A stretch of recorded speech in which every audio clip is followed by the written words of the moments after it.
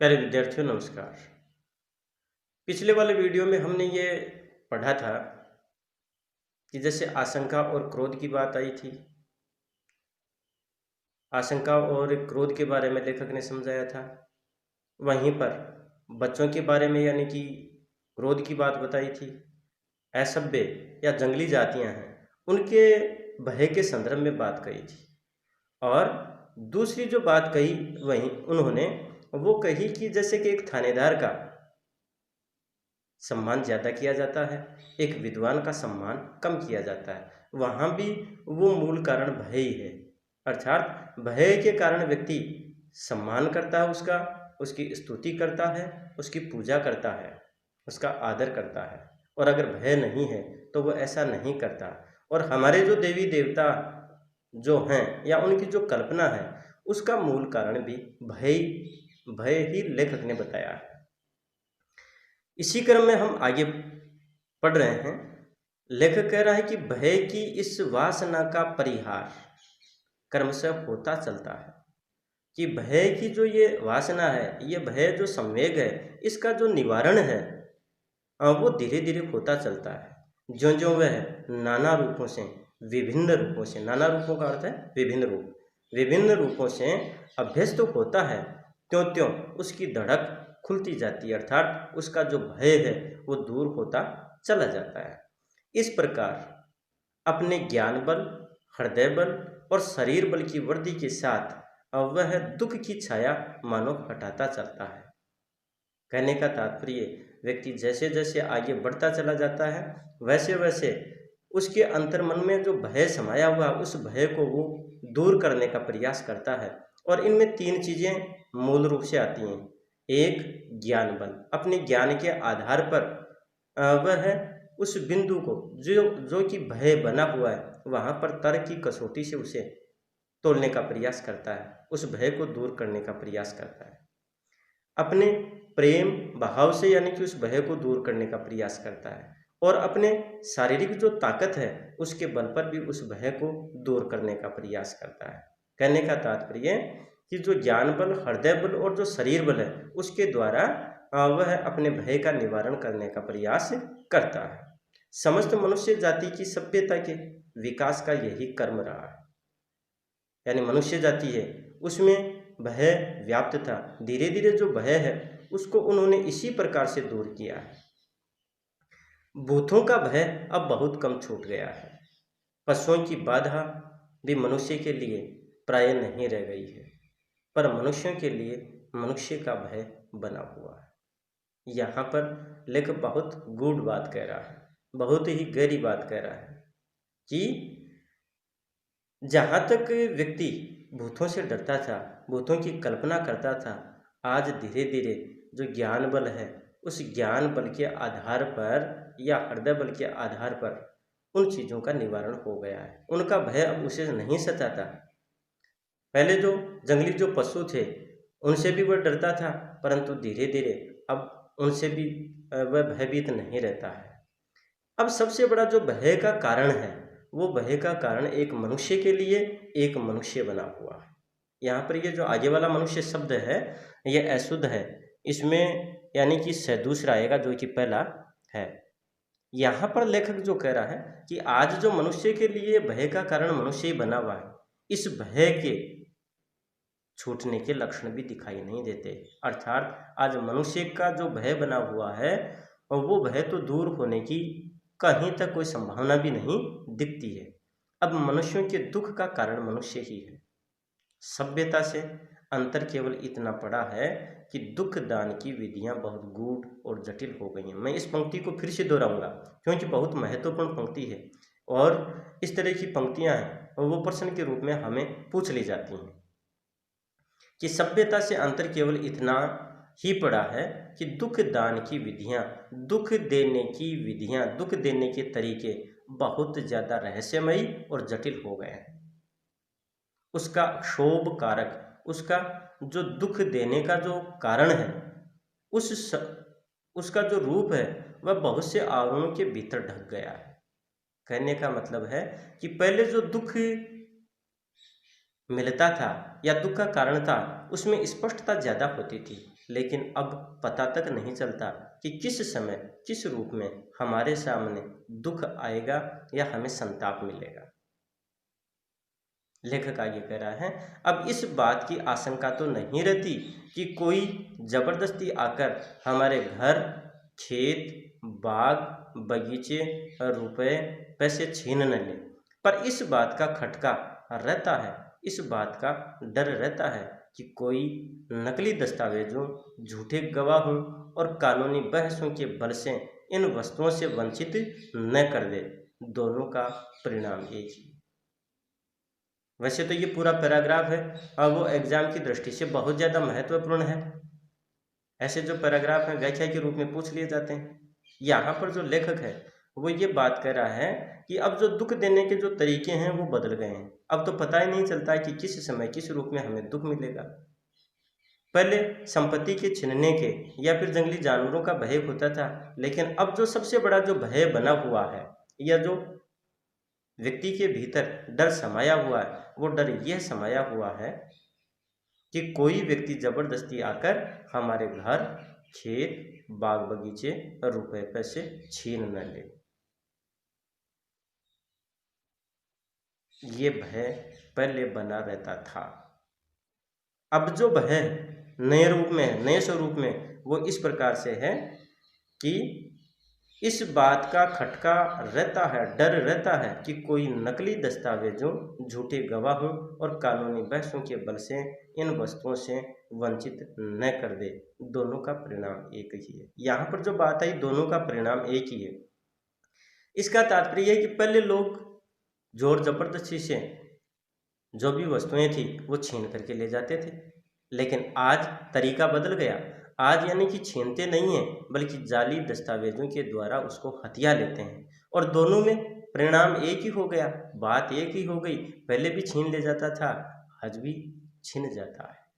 इसलिए यहाँ पर लेखक ने ये बात कही कि दोनों बातों का परिणाम एक ही है। इसी क्रम में आगे यहाँ पर लेखक कह रहा है कि सभ्यता की वर्तमान स्थिति में एक व्यक्ति को दूसरे व्यक्ति से वैसा भय तो नहीं रहा जैसे पहले रहा करता था, पर एक जाति को दूसरी जाति से, एक देश को दूसरे देश से भय के स्थायी कारण प्रतिष्ठित हो गए हैं।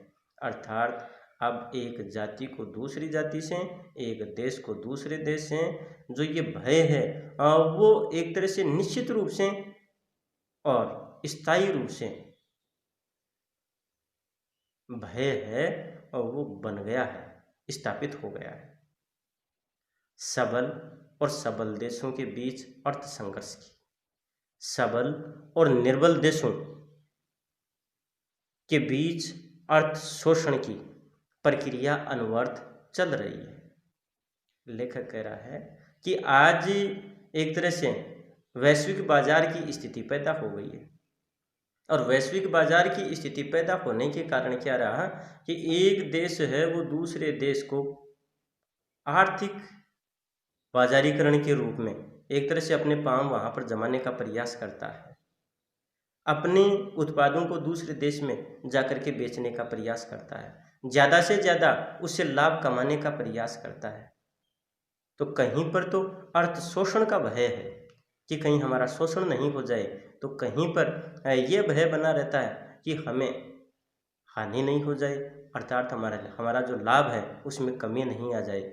इस वजह से क्या है कि आज सबल और सबल देश, सबल और जो निर्बल देश, उनमें ये प्रक्रिया लगातार चल रही है और ये प्रक्रिया जो एक क्षण का विराम ही नहीं, रुकने का नाम ही नहीं लेती। इस सार्वभौम वणिकवर्ती से उसका अनर्थ कभी न होता यदि क्षत्रवर्ती उसके लक्ष्य से अपना लक्ष्य अलग रखती।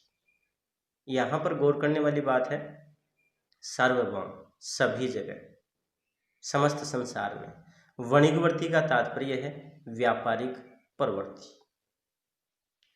और क्षत्रवर्ती का मतलब है एक तरह से क्षत्रिय धर्म की बात करें या फिर यूं कहें कि शक्ति। अब इस पंक्ति को दोबारा पढ़ेंगे। इस सार्वभौम वणिकवर्ती से उसका अनर्थ कभी न होता यानी कि आज समस्त विश्व में जो एक ये व्यापारिक प्रवृत्ति चल रही है, ज़्यादा से ज़्यादा धन कमाने की, ज़्यादा से ज़्यादा लाभ लेने की, ज़्यादा से ज़्यादा अर्थ प्राप्ति की जो होड़ चल रही है, उससे अनर्थ नहीं होता। कब? यदि क्षात्रवृत्ति उसके लक्ष्य से अपना लक्ष्य अलग रखती, अर्थात जो शक्ति है, जो क्षेत्रीय प्रवृत्ति है, और वो व्यापारिक प्रवृत्ति से अपना लक्ष्य या अपना उद्देश्य अलग रखती। कहने का तात्पर्य कि अगर जहाँ शोषण होता है और जो क्षेत्रीय वृत्ति है उसका विरोध करती है, तो वो निश्चित रूप से आर्थिक रूप में कभी भी शोषण नहीं कर पाएगा या आर्थिक नुकसान नहीं पहुंचेगा। एक देश दूसरे देश का कभी भी यानी कि शोषण नहीं करता। कब? जब वाणिज्य वृत्ति क्षेत्रीय वृत्ति से अलग होती। परंतु स्थिति क्या हो गई, जहां पर एक तरफ शक्ति और एक तरफ धन या जो व्यापारिक प्रवृत्ति, वो दोनों एक जगह हो गए, इसलिए उनकी ताकत ज़्यादा बढ़ गई और ताकत बढ़ने के कारण ज़्यादा से ज़्यादा शोषण होने लग गया या ज़्यादा से ज़्यादा नुकसान होने लग गया। पर इस युग में दोनों का विलक्षण सहयोग हो गया, दोनों एक जगह हो गए। वर्तमान अर्थोन्माद को, आज जो अर्थ का उन्माद है, ज़्यादा से ज़्यादा धन कमाने की जो होड़ है, उसको शासन के भीतर रखने के लिए क्षत्र धर्म के उच्च और पवित्र आदर्श को लेकर क्षत्र संघ की प्रतिष्ठा आवश्यक है। लेखक यहाँ पर यह कह रहा है कि आज ज़्यादा से ज़्यादा जो अर्थ शोषण हो रहा है, यानी कि ज़्यादा से ज़्यादा व्यापारिक प्रवृत्ति के माध्यम से धन लूटा जाता है, उसको लूटने से या फिर उसको रोकने के लिए एक ही तरीका है और वो है क्षत्र धर्म अर्थात शक्ति। अगर शक्ति जो है वो उस शोषण से बचाने का कार्य करे तब तो बच सकता है, परंतु ये तो दोनों एक जगह हो गई, इसलिए बचने का कोई उपाय ही नहीं है। इसी क्रम में लेखक यही बात कर रहा है कि क्षत्र धर्म के उच्च और पवित्र आदर्श को लेकर क्षत्र संघ की प्रतिष्ठा आवश्यक है, ताकि लोगों का अर्थोन्माद की स्थिति में शोषण नहीं हो, आर्थिक रूप से उनका शोषण नहीं हो। और ये तब संभव होगा जब शासन इस बात के लिए अपने आप को अलग रखेगा, अपने आदर्श अलग रखेगा, अपने नियम अलग रखेगा। कहने का मतलब है, जहाँ शोषण होता है वहाँ पर शासन उसका विरोध करे, जहाँ आर्थिक उन्माद की स्थिति आती है, अर्थोन्माद की स्थिति आती है, वहाँ जो शासन है वो उसका विरोध करे, तभी ये बात स्पष्ट हो सकती है, तभी ये शोषण बच सकता है, अन्यथा नहीं। आगे यहाँ पर लेखक कह रहे हैं कि जिस प्रकार सुखी होने का प्रत्येक प्राणी को अधिकार है, उसी प्रकार मुक्तांतक होने का भी। यहाँ जो मुक्तांतक शब्द है, इसका अर्थ होता है आतंक से मुक्त, भय से मुक्त। लेखक कह रहा है कि जिस प्रकार सुखी होने के लिए प्रत्येक प्राणी को अधिकार है कि वह हमेशा सुखी रहे, ये उसका अधिकार है, उसी तरह से भय से मुक्त रहने का अधिकार भी है। पर कर्म क्षेत्र के चक्र व्यूह में पढ़कर, यहाँ पर ये जो पैराग्राफ हम पढ़ रहे हैं, ये पैराग्राफ व्याख्या के रूप में आ भी चुका है, इसलिए हमें थोड़ा ध्यान रखना चाहिए। यहाँ पर एक तरफ पैराग्राफ के रूप में या व्याख्या के रूप में ये पैराग्राफ महत्वपूर्ण ही है, लेकिन इससे कहीं ज़्यादा यहाँ पर प्रश्न भी बनता है, जो आगे आएगा, बात करेंगे इस पर। लेखक कह रहा है, पर कर्म क्षेत्र के चक्र व्यूह में पढ़कर, कर्म के क्षेत्र की जो ये व्यूह रचना, इसमें पढ़कर जिस प्रकार सुखी होना प्रयत्न साध्य है, यानी सुखी होने के लिए प्रयत्न किया जाता है, उसी प्रकार निर्भय रहना भी, निर्भय रहने के लिए भी प्रयत्न जरूरी हो गया।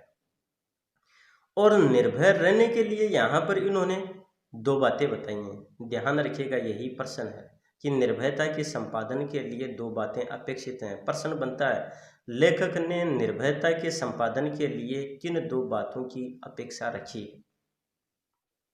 जवाब है, पहली तो ये कि दूसरों के हमसे किसी प्रकार का भय या कष्ट न हो। दूसरी यह है कि हमको कष्ट या भय पहुंचाने का साहस न कर सके। यहाँ दो तरह की बात बताइए। नंबर एक, पहली बात तो ये बताई है कि हमारी तरफ से किसी भी व्यक्ति को कोई कष्ट ना हो, हमारे कारण किसी भी व्यक्ति के भीतर भय का भाव पैदा न हो, अर्थात हम किसी दूसरे का बुरा नहीं करें।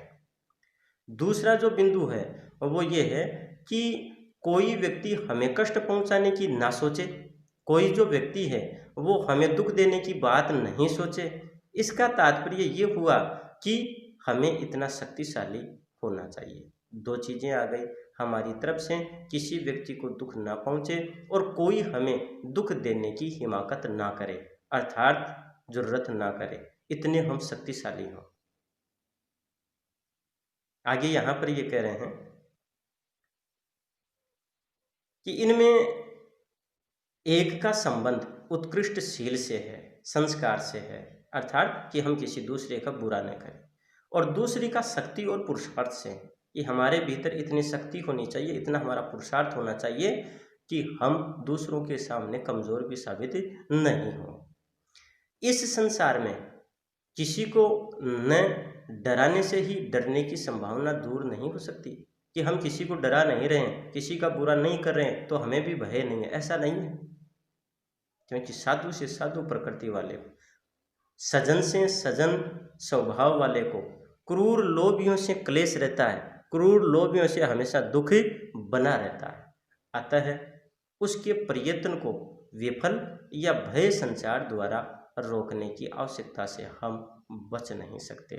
कहने का तात्पर्य यहाँ पर यह है कि अगर कोई सज्जन व्यक्ति है तो उसके अंतर्मन में भी भय व्याप्त हो जाएगा, क्योंकि जो क्रूर जो व्यक्ति हैं, लोभी जो व्यक्ति हैं, वो उन्हें दुख पहुंचाने का पूरा प्रयास करते हैं। इसलिए ज़रूरत इस बात की है कि व्यक्ति को जहाँ एक तरफ संस्कार या शील होना जरूरी है, वहीं पर शक्तिशाली होना भी जरूरी है। अतः उसके प्रयत्नों का विफल या भय संचार द्वारा रोकने की आवश्यकता से हम बच नहीं सकते, अर्थात हमारे मन में जो भय है वो किसी भी स्थिति में बनने की संभावना बनी रहती है। प्यारे विद्यार्थियों, ये जो भय मनोविकार पर आधारित अपना जो निबंध है ये यहीं पे संपन्न होता है, पूर्ण होता है। इस पाठ को हमें फिर से यानी कि दोहराने की जरूरत पड़ेगी। तो जैसे जैसे ये बातें बताई गई हैं, इन चीज़ों को फिर से आप वीडियो के माध्यम से दोहराना ताकि आपको समझ में आए। एक एक शब्द पर हमें ध्यान देने की ज़रूरत है, एक एक कथन को हमें समझने की ज़रूरत है। अब आगे वाला नया पाठ हम लेकर के आएंगे नए वीडियो में, तो नए पाठ के साथ नए वीडियो में। तब तक के लिए नमस्कार, धन्यवाद। हाँ, चैनल को शेयर कीजिएगा, लाइक कीजिएगा और सब्सक्राइब कीजिएगा। एक बार फिर से आप सभी को धन्यवाद।